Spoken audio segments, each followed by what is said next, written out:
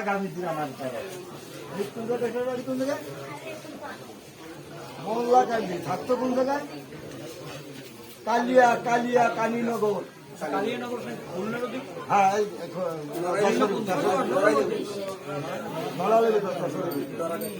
ওইখানে উনি থাকতো। উনিও কিন্তু বড় একটা বেধি নিয়ে ওরা কান্দিতে নামিয়ে দেয় বাড়ি গানের মনে একটু বেধি নিয়ে।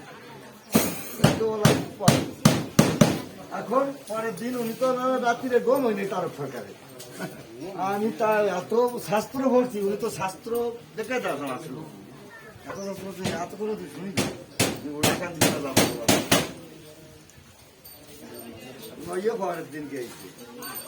মানে ঠাকুর বলছে আজকে আমার তোতা পাখি আসতেছে, তোতা পাখি আজকে মৃত্যুঞ্জয়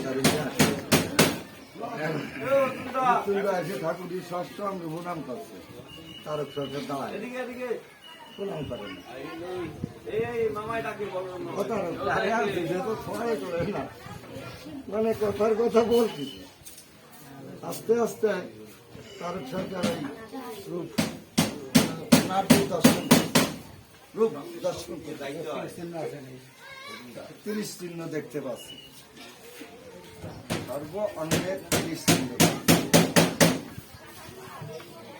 ঠাকুর বলছে তারক এ তো আহ্বানও করে না বাবা, আরো যদি বাইরে কথাটা বুঝি এ কিন্তু হাসবার সবজি না।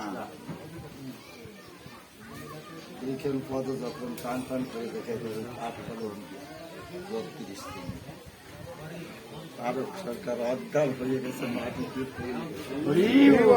মাটিতে পড়ে ধোলাই মাঠ হয়েছে। আমি তো জোরে বাসা বাসাতে উঠো ধরিয়া জীবনে শাস্ত্র পড়েছে ভগবানের দর্শন করতে পারে। যাদের সুতোয় টান আছে সুতোয় টানিয়ে নিয়ে যায়।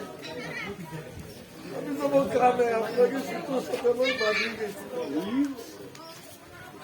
তার খেলা আমার কিছু না